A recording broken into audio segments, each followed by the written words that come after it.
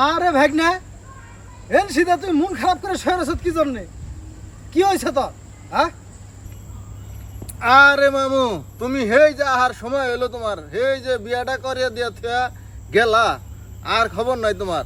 এই যে বিয়া করে দিয়ে থে গেলা, তোমার বেগনা বউ তো হেটা মনে করো যে আমার কোনো কথাই শুনে না। হ্যাঁ যদি আমি কই ডাইনে হ্যাঁ যাই বাই, এটা কি কথা? আরে ভাগনা এইটা কোনো সমস্যা হইলো?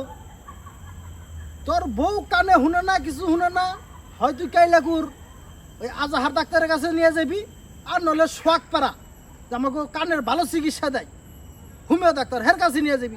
তাহলেই তো বউ কানে শুনবো, তাহলেই তো বউ কথা শুনবো। এটা কোনো ব্যাপার হইলো?